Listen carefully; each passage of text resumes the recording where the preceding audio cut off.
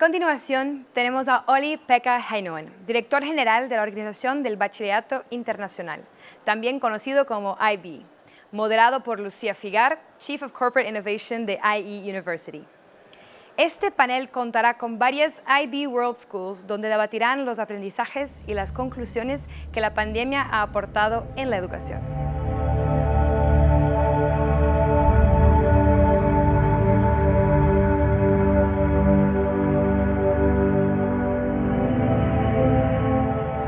Lucía, Olli-Pekka, welcome to Enlighted 2021. Lucía, you have the floor.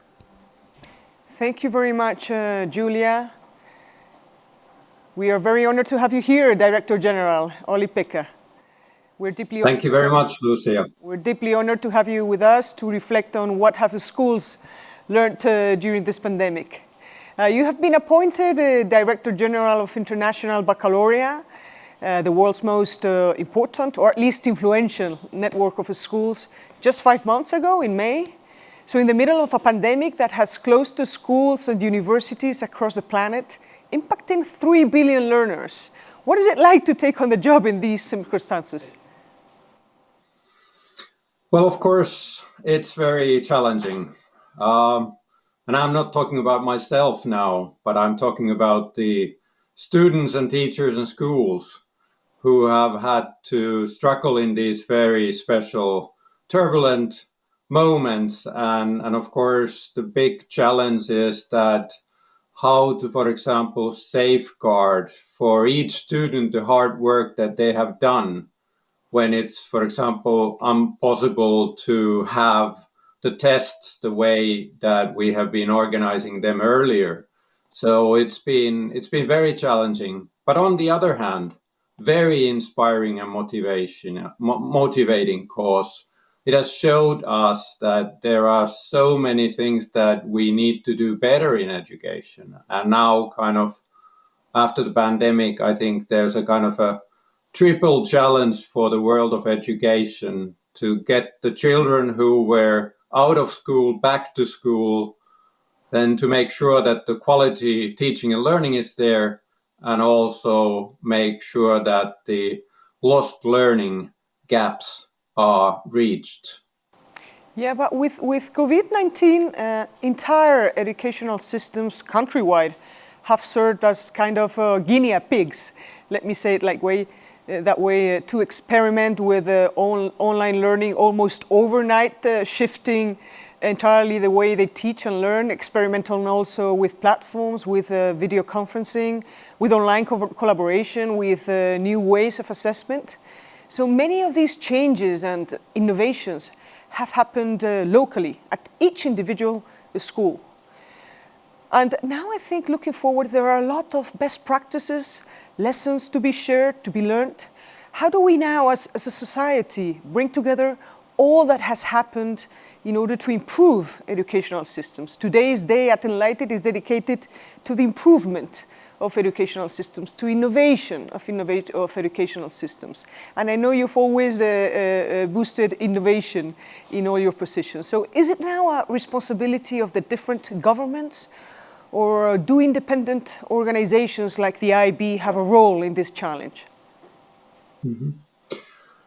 Thank you, Lucía. That's an excellent question. And I think what is important is first that we kind of get the evidence. We kind of look at what we have learned, what are the innovations that have happened locally, and what are the things that could and should be kind of taken in use more widely.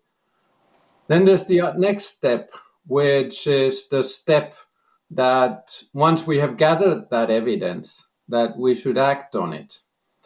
And then we come to the question that you referred to, that whose responsibility is it? And I think that's in a best possible case, there is no kind of one individual kind of a party who would take the responsibility, but we could have that type of agency, leadership and ownership in the whole education system. I think this pandemic has kind of taught us that we are really dealing with an education and learning and teaching system.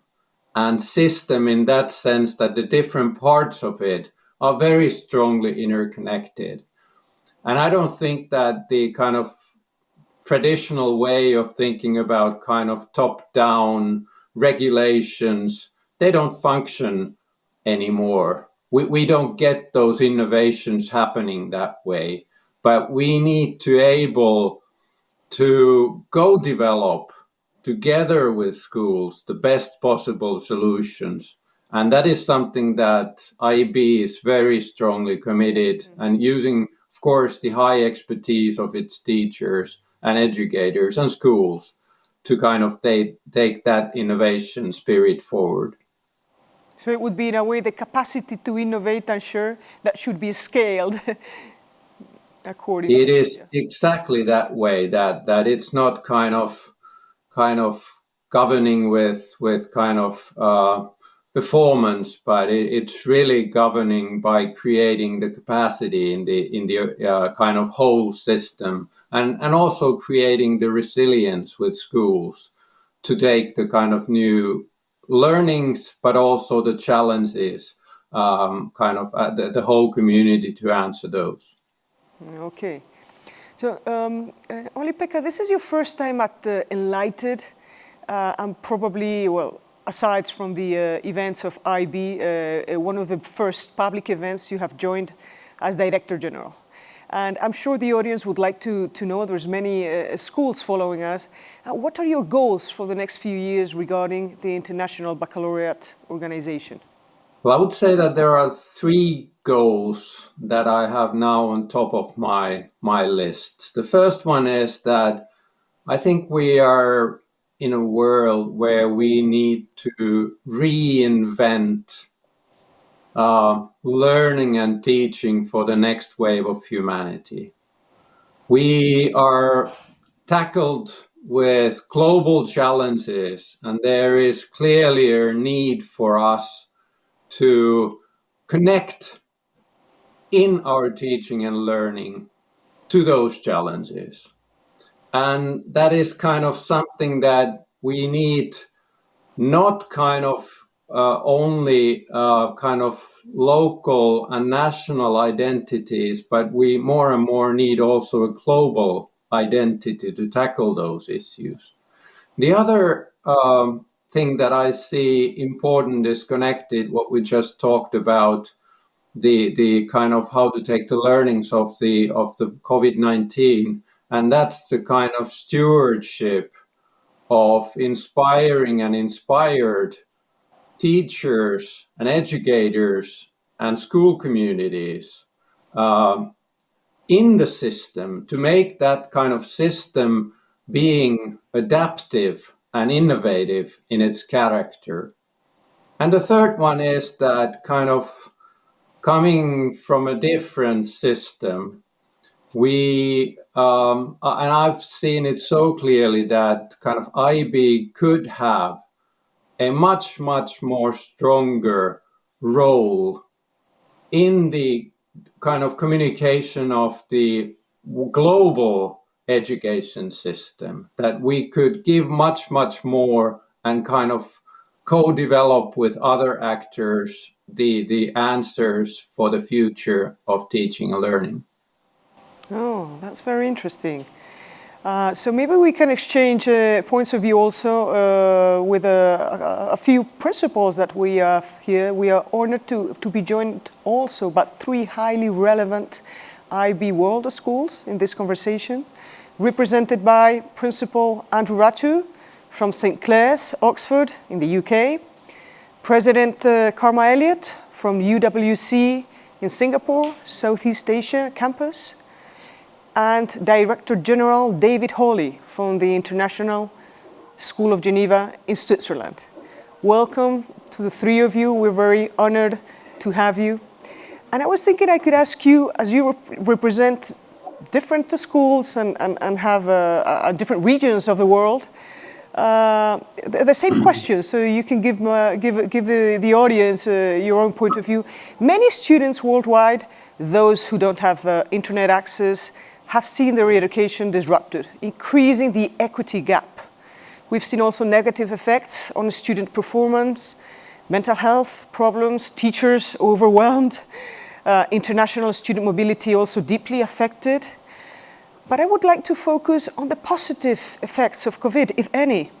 Do you think that this brutal experience has left any positive effects on schools, teachers, students? And if so, which one would be the most important? May you begin, Mr. Rattue. Of course, I'd be delighted to. Thank you very much indeed for the question. Some thoughts I'd like to offer are some less confident or anxious students have benefited from the increased anonymity of online learning. Wow. So more dominant students haven't been able to monopolize discussion in class. That's something we've certainly found. Online platforms that we've been using like Teams and OneNote have improved feedback on written work, and they provide convenient storage of academic materials. And we'll certainly be continuing to use the online platform alongside face-to-face teaching going forward. And having to step outside the box has led to a greater variety of teaching and learning strategies that our teaching staff have been implementing. I think most importantly, though, to focus on the last part of your question, having to learn online has reinforced the importance of community. Personal contact with friends and fellow learners is really precious. And we witnessed the sheer joy of our students coming back onto campus last term and this term, mostly not having to wear masks, I hasten to add. And there was a palpable sense of release, a sort of exhalation of pent-up stress. And we're a boarding school, so we don't see parents all that often. Paradoxically, our relationship with them has become even better because we've communicated in a multi-channel fashion and taken them more into our confidence than perhaps we had done hitherto. So they really understand, and I think generally appreciate how and why we've made the decisions we've had to make. So for me, finally, community remains central. Oh, very interesting. Carma from UWC Singapore. You were the first to close and the first to open. Singapore as a system. Now you've had some school closures also this academic year. But let us listen to your point of view regarding the positive effects of COVID. So far, thank you for the question. Thank you very much for having me. So far, since the pandemic hit Singapore, we as a college, we have 5,500 students in the college, have had a couple of weeks of online learning. But obviously within that, a lot of disruption is, and as you say, the disruption to teaching and learning extends in many different ways. And what Andrew has just said really resonates with me as well. I think regardless of whether it's in the UK or in Singapore, I think these factors are all something that are very visible to us as both the impact of COVID, but we can see the positive benefits that come out from them around, building community in difficult and dysfunctional times. I think for me, when I was thinking about this, rather than repeating the things that Andrew said, I also thought, one of the real positive benefits overall, I think, from the impact of the pandemic is it's helped us to focus on how much of a sort of to-do list we still have to do regarding the sustainable development goals and the commitments that we all made there, a couple of years ago or 3 years ago around a decade of change. And actually, that spotlight that is now thrown on the things that we haven't done and the things that we hadn't foreseen were going to be part of that challenge. We see the impact on things like social justice and gender impact in addition to the things that you've mentioned there. And I think that's a really positive catalyst actually to make us sit up and think that, what role does education and teaching more generally play in addressing, as Olli-Pekka said as well, the sort of common challenges and shared solutions as well, that co-creation of teaching and learning for the future that helps to address some of those other areas of impact as well. And also the voice of youth. I think young people, as they've gone online, have been very quick to tell us what works and what doesn't work for them. And also that, what Andrew said there as well around, the activism that's come through from communities in Singapore and the UK and South America and so on, being able to engage with each other around these big issues in a much more sort of activist way, I would say, as well, around bringing the voice of youth to bear on all of these areas as well. So I think that has been, obviously it's a negative influence, but it's a positive impact potentially that we must make sure we don't neglect that opportunity, I think. Thank you very much, Karma. And now I pass the word to David. David, what's your opinion on this topic? Well, thank you. I'm going to try to give a couple of examples of the positive effect of COVID. One, I'll start with the prosaic example and then go to more philosophical. The more prosaic is one of the important aspects in the life of a student is the student, teacher, parent conference, where they get together and talk about learning, what are their learning goals, etc. And some of you, I'm sure, with children will remember that these often happen in schools where you're running from one teacher to the next. It's not relaxed, it's not focused. And of course, during the pandemic, we did that online. And so several things happened. First of all, there was an intimacy to have the student, the teachers, the parents, the student, and the teacher together. And given the nature of the parents we serve, it doesn't matter where in the world they are. They could be present. And that was a really good example. And even now that we've come out of the COVID restrictions, that's one of those things that we've decided we're going to keep in our programming, if you will. The more philosophical is the pandemic has really challenged us to think about what is it that we bring to the student experience that's not available online. And again, I was saying that across the world, if you want to learn something, any of us on this call, if we are motivated enough, we can learn it without the aid of going to a school and paying for an education or getting a certification. You can get on YouTube, you can take MIT courses. Every course at MIT is online for free. That's true for many other universities. So the question is, well, what do we bring to school if our business is not knowledge transfer? I mean, I love the quote from Yuval Harari, who says, the last thing a teacher needs to give students is more information. And I think it's a challenging question, because what is it that we need? As Olli was reminding us, we need to be thinking about survival and flourishing and the common good. We can't be looking backwards. We have to be looking to the promise and the peril of our future. And to be, for us to be complacent and to focus on exams the way that we used to, and the idea that the students only learn certain things at certain times from certain teachers in certain spaces, that's all gone. In some ways, this conference should be on the panel should be people who are maybe 3 or 4 decades younger than us. But I'm going to stop there and just say, from the prosaic to the philosophical, I think COVID has been very powerful. It's also challenged us to think about how well we are living our missions. I mean, the IB mission is an extraordinarily powerful one. All of our schools' mission are extraordinarily powerful, and they're often centered on making this a better world for everyone. And we were able to see just how difficult that is when resources are not equal across the world.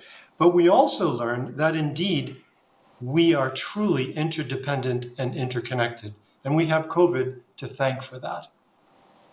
Thank you, David. Very interesting what you said on the information. Olli-Pekka, the IB puts a great emphasis on managing information, on critical thinking to assess information, on confronting fake news, which is a huge challenge for youth. What do you think on the positive effects on COVID, and maybe particularly on what David just said?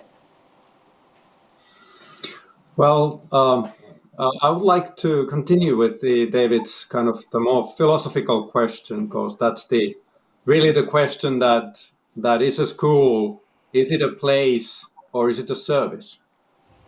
And that's the question that we are kind of confronted with. And some parents are asking us that, and some students are asking us that. And to me, it's of course not a kind of either or answer to that, but it's kind of both and. And it's also important to understand that during the pandemic, we have been thinking about kind of digital and remote learning being kind of synonyms. But that's not either true, because there are kind of huge possibilities with using the digital solutions in the school. And that's kind of that. Those are the things that we should be kind of taking the learnings from the pandemic into use now. And I would say that I think now it's the time also for the kind of education community and the kind of actors, the companies who are developing new digital solutions to really align on the learnings, that the kind of what are the best pedagogical solutions used in a digital world, and how to kind of I think there are three important aspects. There's what's the community of learning, and I think still in the digital world it's too much kind of an individualistic learning situation, and we should be able to create more kind of functioning communities of learning. The other one is the context of learning, and if we can create kind of contexts that are as real as possible, which sounds kind of strange that virtual would be more real than real, but those are the possibilities that we have.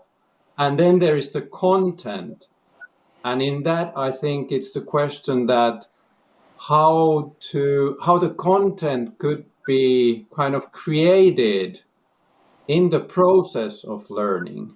Not kind of something that is distributed as kind of more information that David referred to Harari, but as something that is created in a kind of an inquiring, problem-solving, and learning process. Interesting. Let me change now to another topic, because many parents' priorities have shifted from obsessing over academics to deep concerns regarding their children's well-being. And now we are observing in a number of schools a sort of harmonious merge of academic and pastoral aspects of a school life, as parents and students recognize both as being equally important. You have great experiences also managing boarding schools. What is your opinion on this? Andrew?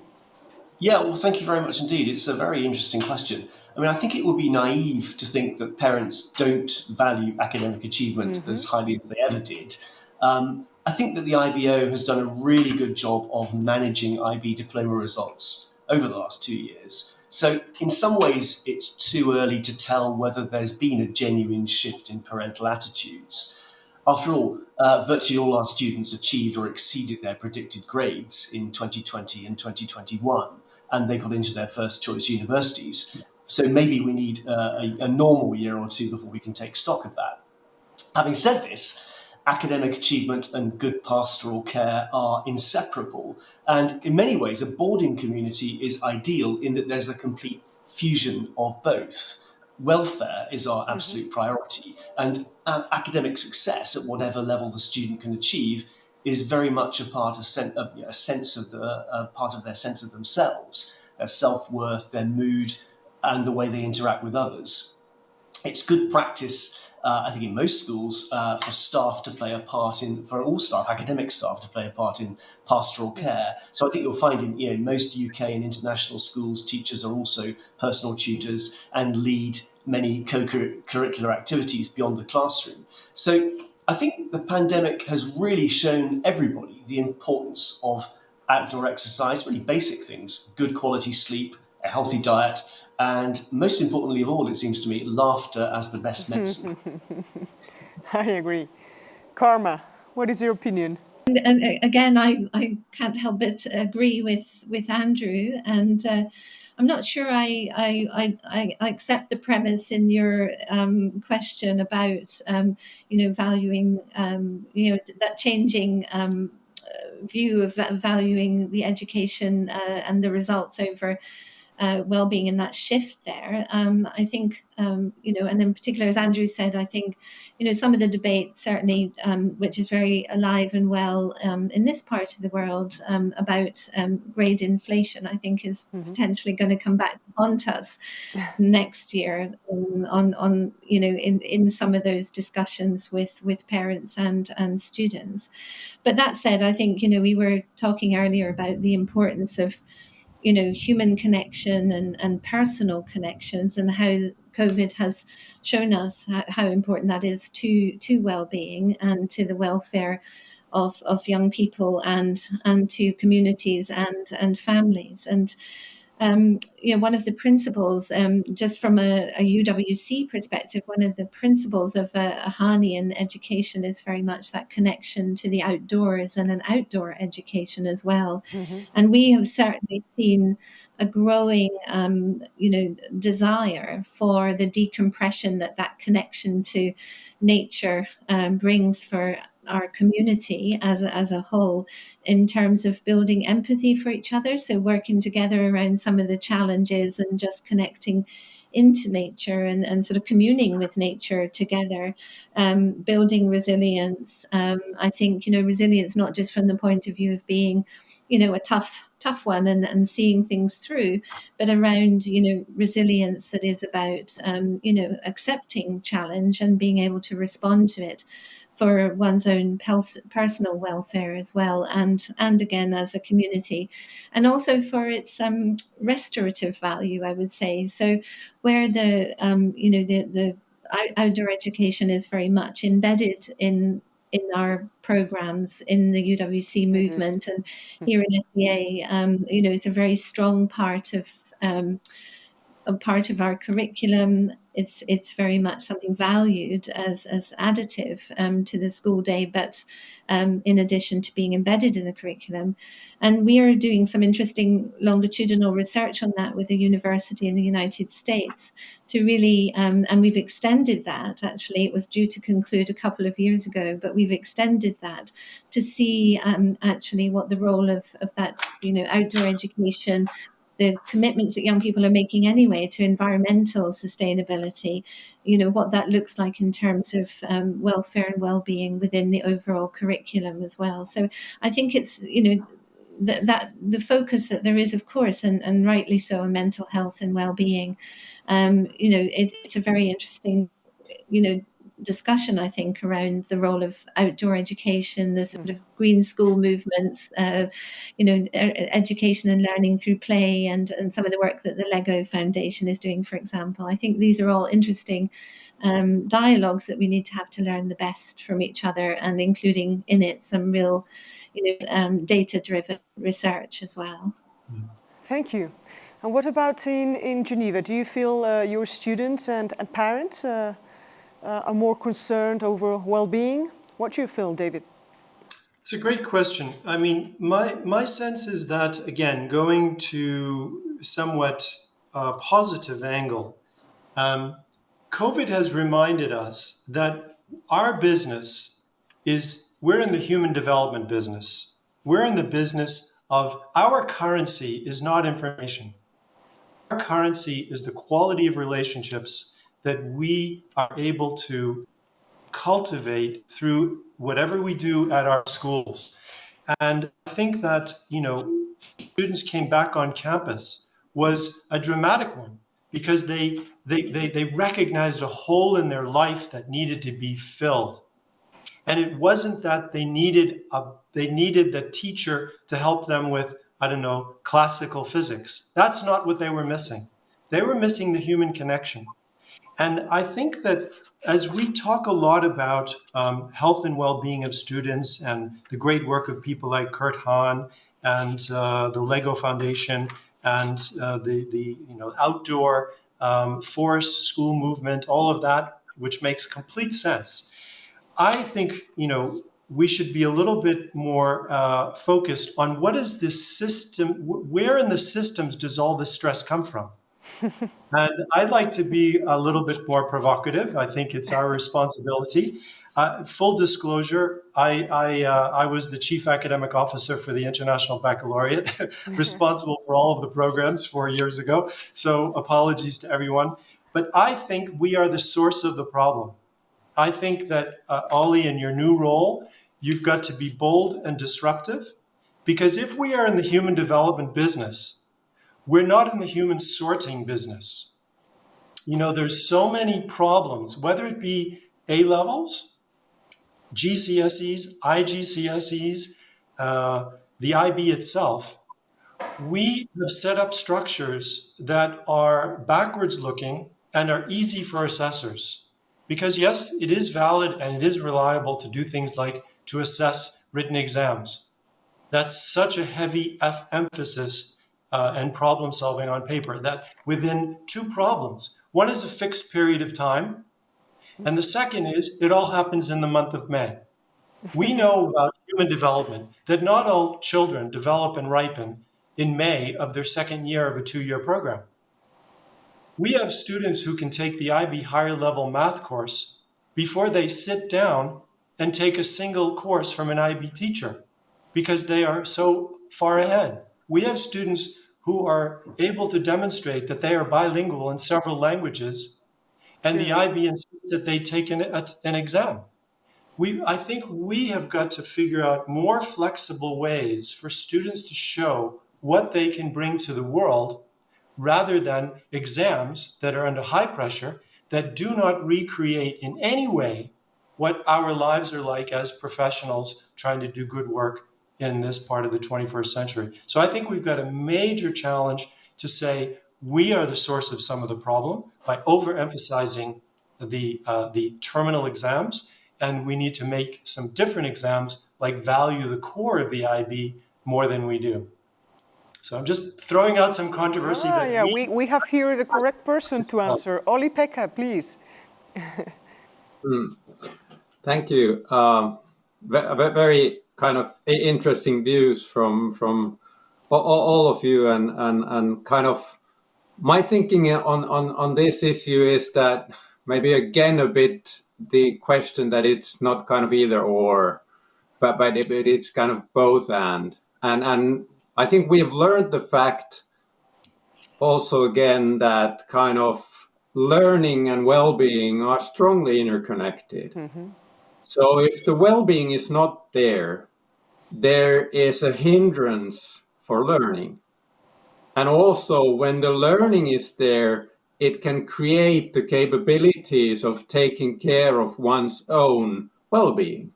So it's the question that are we able to create the positive spiral here, or is it a kind of downwards going spiral? And I think it's very strongly connected to the student agency and motivation. And as many of you have referred, for example, to the kind of sustainable development goals and the climate change issues, for example, those are issues that are kind of highly relevant, of course, to the young generations, because it's their future we are talking about. And when we are able to connect our kind of teaching, our programs to that kind of challenges, then we are able to nurture their motivational basis. And I think that's the best thing we can do, because I see a lot of young people, and I think that's partly connected to the mental health issues. They are kind of between the choices of becoming kind of cynical or then acting, making a difference in the world. And that's the question where we must have a good answer as educators to helping them to connect with the road that goes to making the difference in the world. Very interesting, Olli-Pekka. Yeah, very shortly, David, because we have... Just come back? If I could just jump in, Okay. I love the both and thinking. I know that the IB, it's taken 50 years to establish the currency of the IB diploma. And at the same time, it would be great for the IB to take some of its absolute gems. For those of you who know, for example, the IB primary years program, there's something called the exhibition at the end of the primary years program. That kind of agency of the student is so powerful. Could we not bring that to the IB diploma and really value that? Something as simple as placing the title of the student's extended essay on the IB diploma would give it some more value. Right now, we are behaving still as if these numbers and points are what matters. And I think we need to do some shifting, both and, to change what we value, because the students are recognizing part of the stress is what's worth knowing. They're making a judgment to say, I'm not sure this is really worth knowing for me right now. Other things are more important. And I think we need to, in the assessment space, make those changes and value those things. Very interesting. We're getting so much insight from this conversation that in Enlighted 2022, we will have to organize a few panels. But let me change now to a very important question. Teachers that were completely unprepared for online learning have acquired remote teaching skills, have learned to explain complex topics through video conference. Some faculty has specialized in instructional design, others in platforms. We haven't yet defeated the virus, but do you think this is just an acceleration of digital processes? Or do you think, well, in the years to come, it will bring new paradigms in the current structured processes of teaching and learning at most schools of the world? What is your view, Andrew? Shall I start? Yeah, thank you very much indeed for the question again. We've managed, like I think most schools, to move back and forth between digital and face-to-face teaching and learning very efficiently, it seems to me.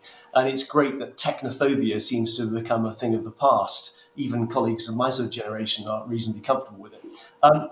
The necessity of moving to an unfamiliar set of platforms and processes by teaching online has also really sparked teacher creativity and sharing of good practice. I agree. More communication between teaching staff. I've got no doubt that some of the changes we've seen are here to stay. As I mentioned earlier, blended learning, easy access to materials from wherever you are in the world, online examinations we've used as well, using secure platforms. But I think I've got a caveat here. I don't believe that there's a whole new paradigm on the horizon, to be honest with you. To take a much more basic view, a sort of more pragmatic view, if you like, than David. Digital learning is a wonderful supplement and enhancement, but human contact, as we've all said, between student and student and student and teacher is going to remain at the heart of most education systems. And also, I think maybe we need also to think about vocational education. I'm not convinced that digital processes have as much to contribute to learning practical skills. Videos of other people demonstrating how to do first aid, or somebody else changing a wheel on a car, or somebody else building a brick wall will only take you so far. And we need to remember that about 50% of young people probably ought to be following a vocational route like the IB Careers Programme. And they usually need close supervision and mentoring, which is very definitely best done live, in my opinion. So also the question mentions most schools in the world, and David mentioned this much earlier in the dialogue. This doesn't take account of schools and children in deprived areas of first world countries, let alone schools in the developing world. Digital poverty is a sad reality. So I'm not convinced the changes we've seen recently will have a lot of impact on most schools in the world. And again, as David said earlier, this panel represents schools which are in incredibly privileged positions. And let's remember that IB itself is viewed in many countries as a programme for elites, however unjust we probably think that is. Thank you very much, Andrew. Carma, please. What is your opinion on teaching, technology? Is it just an acceleration of current trends? Do you think it will be bringing big changes to the common processes of teaching and learning as we've known them for maybe hundreds of years? Well, I think from my perspective, and looking at it from, maybe it's a particularly Asian perspective, but definitely the kind of inflection point that we felt we were at in education, and much of the discussion about reimagining education before the pandemic, and now coupled with an inflection point for the world in many respects, and some of the challenges we're getting.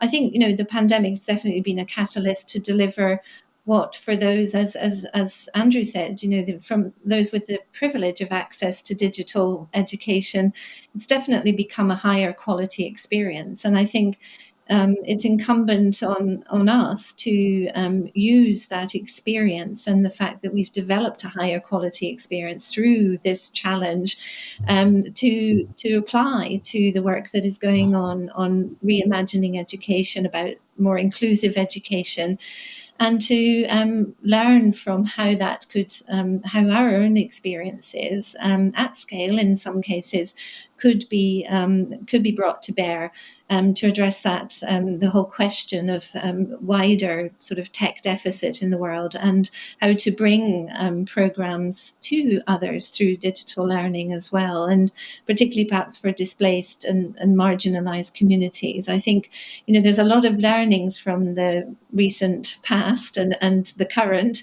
that I think mean that we know now how much better, and the rate of adoption. I think that's the other thing that has changed, that if it's relevant, a piece of technology in an education context, we've learned how to adopt it more quickly and how to make it a better quality experience. So I think that interaction with technology, our own human interaction with technology and technology's interaction with us as humans, I think is an interesting part of what comes next. And so in particular, really thinking through what is the role of AI in the curriculum, for example, for careers of the future, how do we build into the curriculum, for example, our young people who have an interest in a career in medicine or the life sciences more generally, if they're going into a workplace in a few years' time where AI is a very big part of that experience, what can we build into the learning program, that it's a continuous journey and a smoother glide path perhaps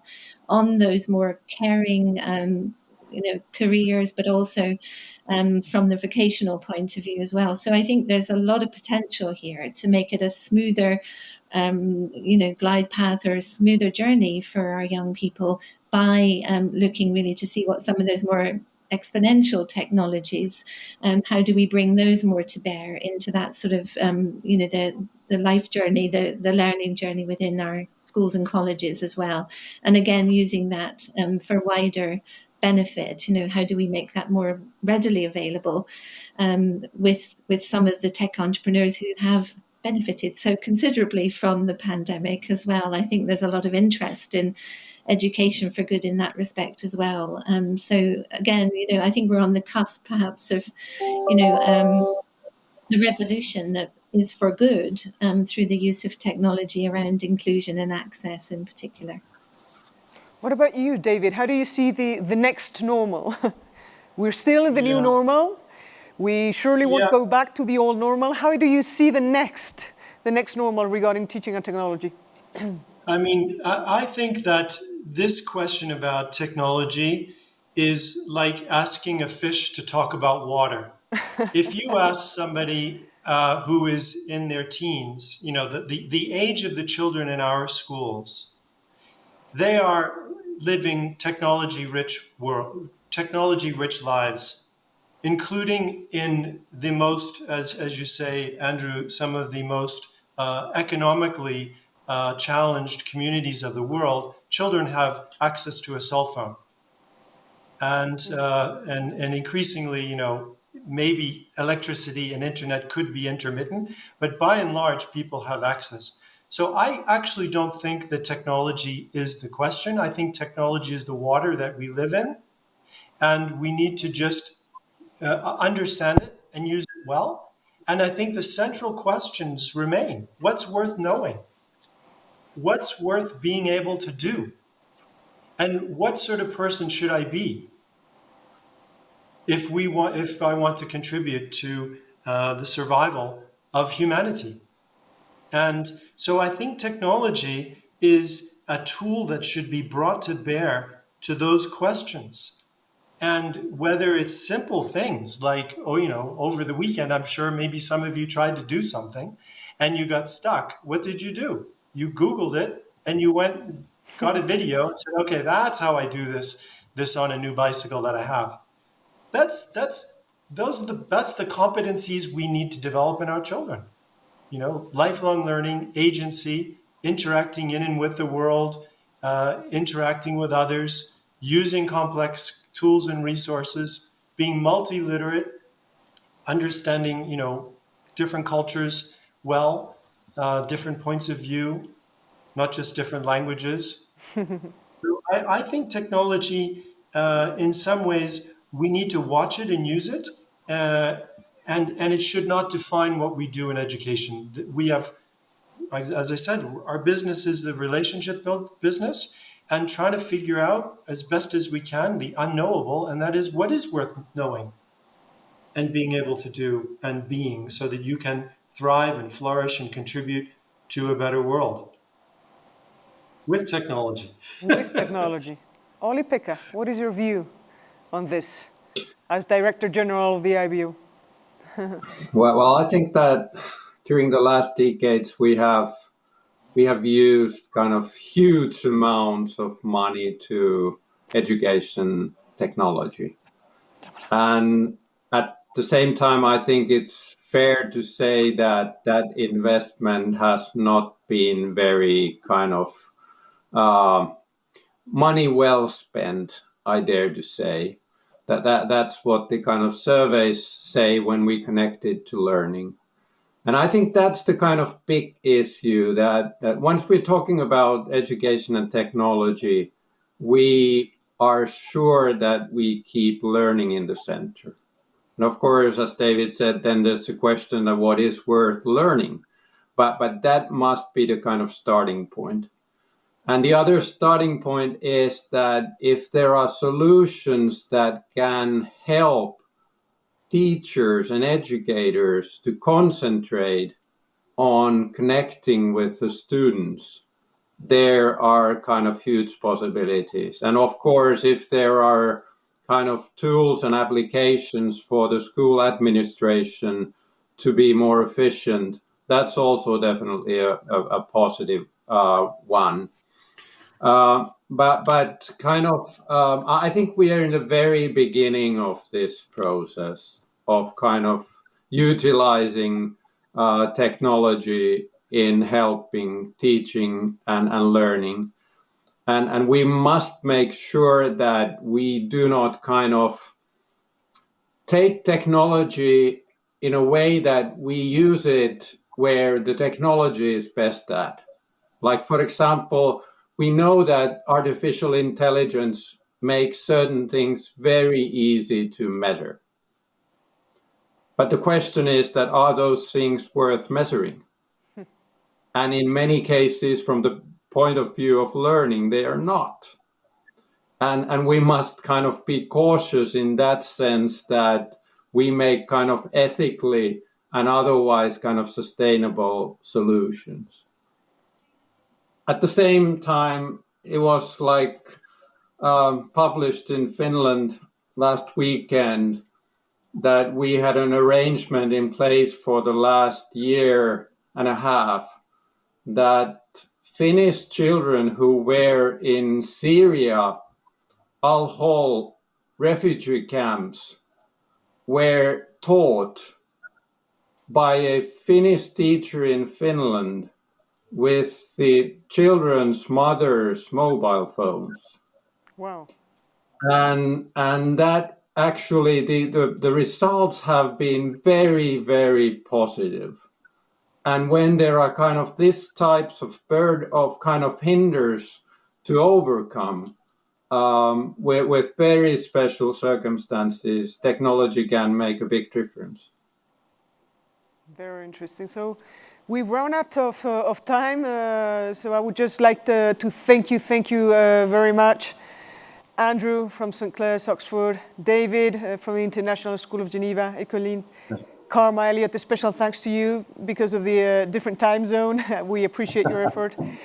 And many, many thanks to Olli-Pekka Heinonen, new Director General of the IBO since May. We hope to see you soon, all of you, in Spain in a present event. Maybe with a lot of technology and digital resources and digital media, but here so we can connect and hopefully go to dinner. Thank you very much.